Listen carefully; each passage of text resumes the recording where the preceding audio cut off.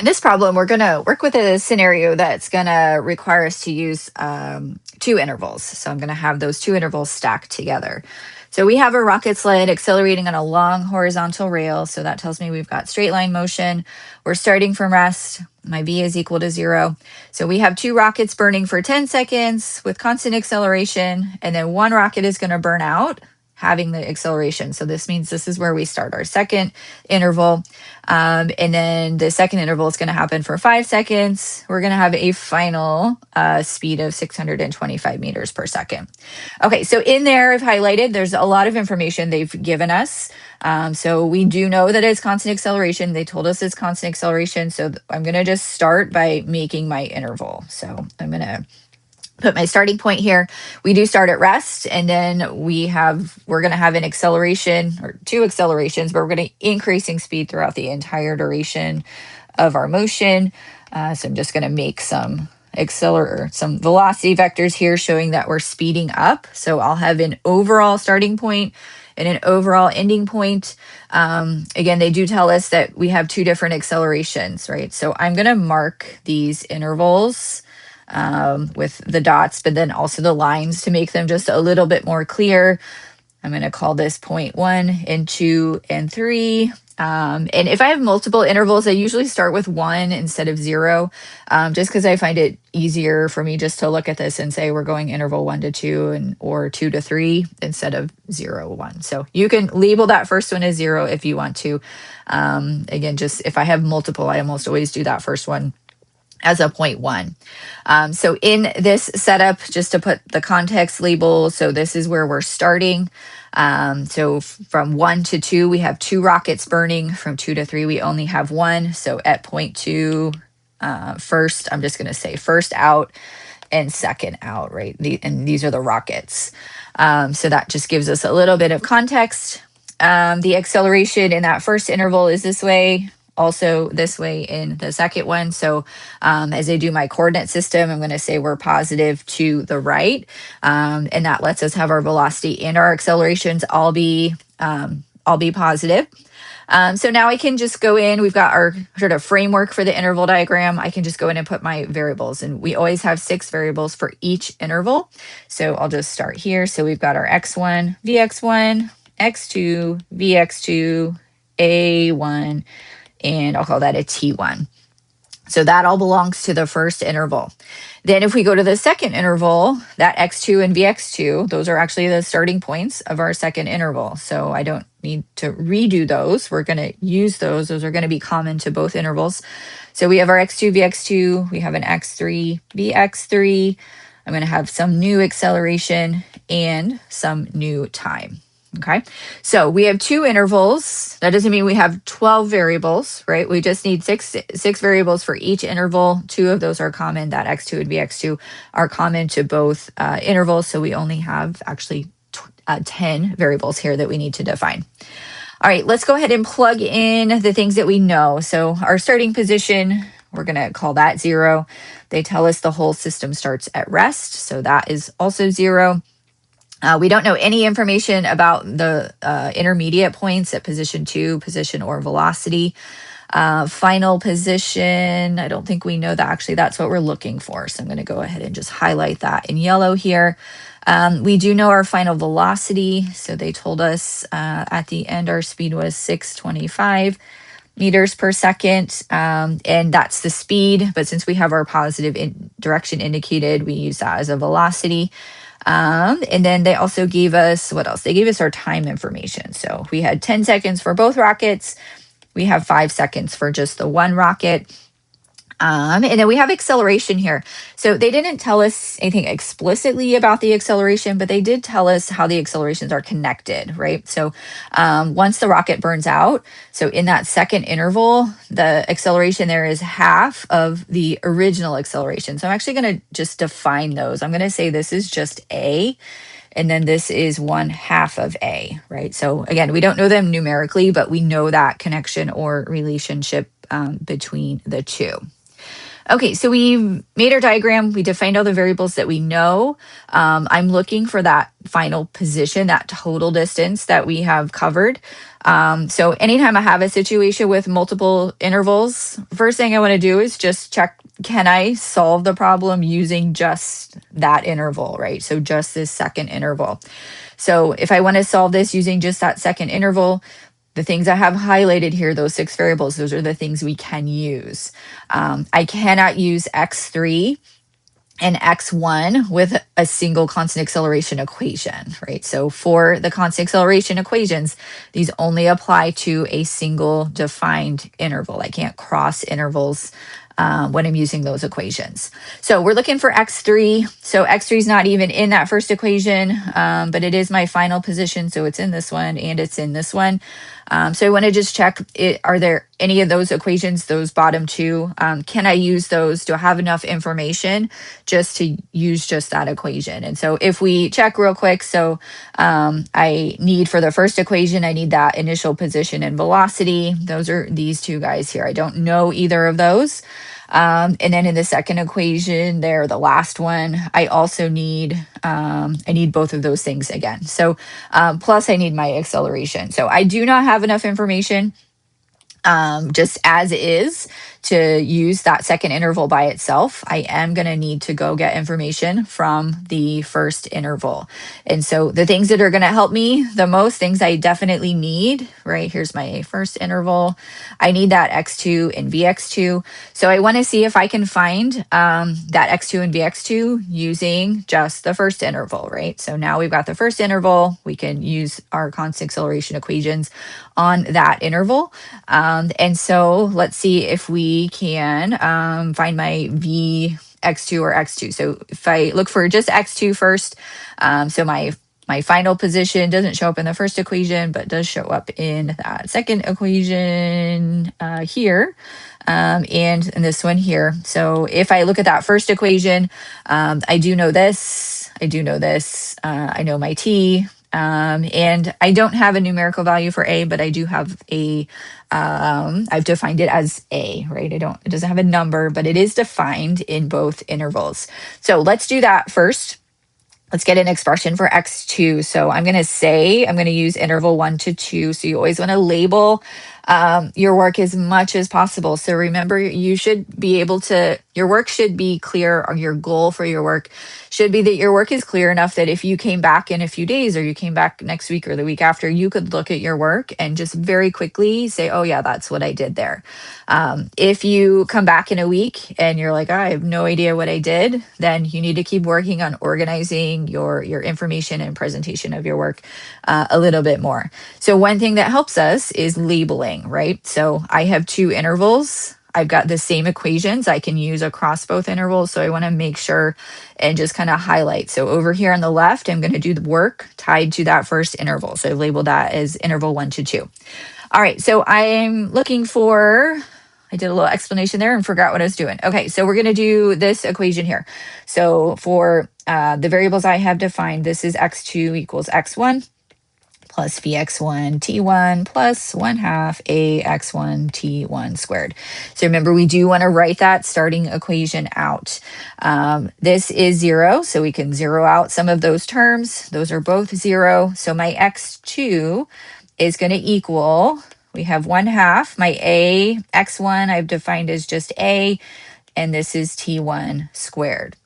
Okay, so in here, I have t and a I have defined. So I can't get a numerical value of this, but this is going to be helpful. So I'm going to just throw up here. This is the expression we're going to use for this. This is 1/2 a t1 squared. Then I also needed something for that Vx2. So that's my final velocity of the first interval. And so final velocity of the first interval, if I use this equation here, my initial velocity is 0. I know t, and we've defined a. So actually this is going to work well for that one too. So also interval 1 to 2, I'm just going to put this below. We're going to do Vx2 is Vx1 plus Ax1 T1. And to kind of simplify that, Vx2, so this guy was 0, so we can get rid of that, is equal to just A T1. So again, I don't know what A is yet, but we can use this. This is going to be helpful. This is A T1. Okay, so I didn't get a numerical value for those, but I have expressions in terms of things that I do know, which is T and A, which also shows up in that second interval. So this is going to help us get to our solution. So I'm going to hop back over to interval 2 to 3. So I'm going to label that over here. Okay, so for interval 2 to 3, so now I'm going to look at I'm still trying to find that final position, but to do that, I need values for my starting position, my starting velocity, and my accelerations, right? So what I'm going to do first is try to solve for my acceleration. So I've got all of these terms have A's in them. So let's see what we can do to solve for those. So I'm going to use, let's see. So I'm going to use this first equation here. So for this first equation, I know a final velocity. I have a numerical value for that. I've defined my initial velocity for interval 2 is here. I have my A, which is defined here, and then I have a T. So let's go ahead and try that equation. So this will be Vx3 equals Vx2 plus Ax2 T2. All right, Vx3, we know, I'm going to just leave that as is. So Vx3, we have something we can plug in. Vx2 is just this AT1. So this is AT1 plus my AX2. This is 1/2 of A. And then T2 is something that we know. So let me see if I can solve this for A. So A is the thing I'm looking for. And so this should work out nicely. I know what this is, I know what this is, and I know what this is. So let's solve this for A.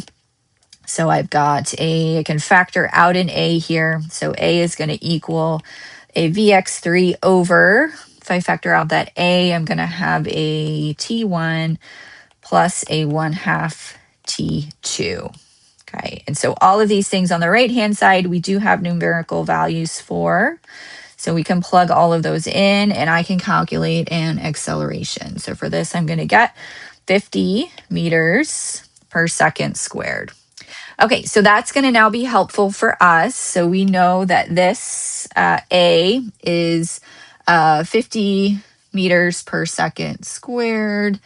And is that 50 or 500? Let me do that calculation real quick because I cannot read my writing.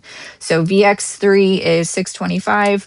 So I'm going to divide that by my T1 was 10 plus a 2.5. So we're doing half a T2.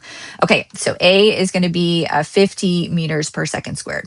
Okay, so if A is 50 meters per second squared, then AX2, this is going to be 25 meters per second squared. Okay, so I've got my acceleration. And so if I have that number, if I have my acceleration, then I can figure out these guys up here too. So that X2 is going to be 1/2 A T1 squared. So this is going to be 2,500 meters. And then my Vx2 is going to be A1 times my T, which was just 10. So that one's going to be 500. So this is going to be 500 meters per second. Okay, so now I have in interval 2, if I think about all the 6 variables that we're working with, I have a starting position, I have a starting velocity, I have an acceleration, I have a time, I have a final velocity. I actually have everything except the thing I'm looking for now. So I can take my pick of any of the equations that are going to have that final position in it. And so final position is here or here. I do have every other variable. So you can just pick whichever one you want to work with. I'll just pick that first one.